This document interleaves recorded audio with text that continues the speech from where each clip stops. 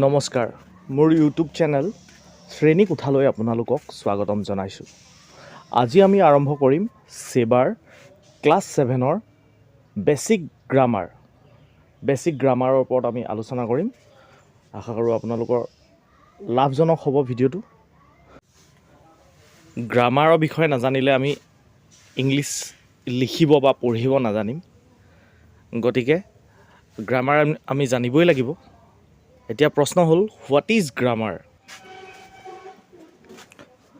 ব্যাকৰণ কি? Grammar is the set of rules used to speak or write a language correctly.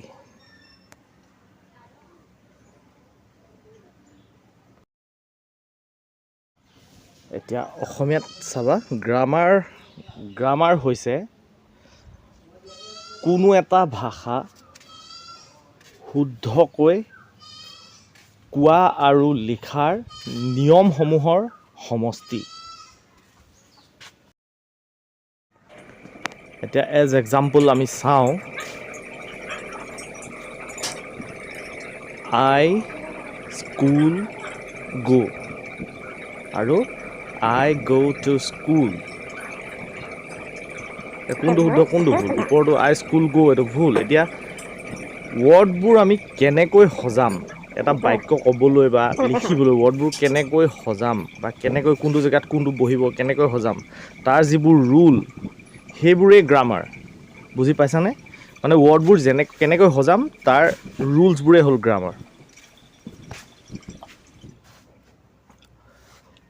আমি আচলতে word, sentence এইবিলাক কি আমি আগতে জানিয়ে আহিছোঁ, আমি জানোৱেই। ধৰক প্ৰথম স্কুলত ইংলিছ লেংগুৱেজটো আৰম্ভ কৰোঁতে সেইবোৰ শিকায়। এতিয়া আমি শিকিম parts of speech. Parts of স্পীচৰ definition: parts of speech are the different classes of the words according to the work they do in a sentence. হ'ল? লিখি ল'বা। বাক্যত শব্দই কৰা কামৰ ওপৰত ভিত্তি কৰি শব্দবোৰক বিভিন্ন ভাগত ভাগ কৰা হৈছে, আৰু এই ভাগকেইটাই হ'ল পাৰ্টছ অফ স্পীচ, মানে অসমীয়াত পদ। পাৰ্টছ অফ স্পীচ কেইটা আছে? 8টা আছে। আৰু কি কি আছিলে? নাউন,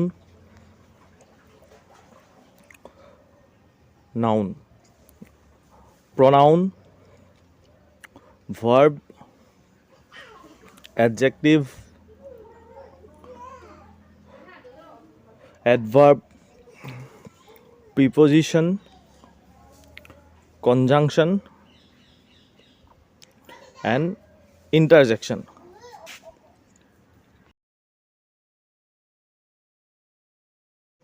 এতিয়া আহি গ'ল নাউন, বিশেষ্য পদ। নাউন মানে কি? ডেফিনেশ্যনটো লিখি লোৱা। A noun is a word that names a person, place, animal, thing or idea.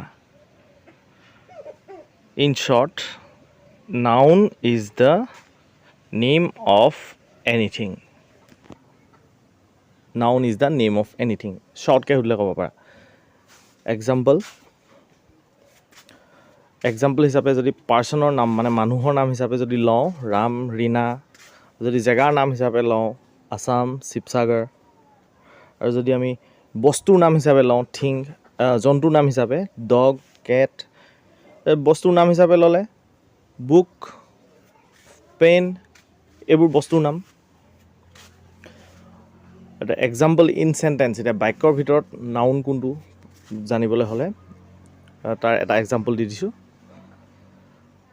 Rina has a beautiful doll.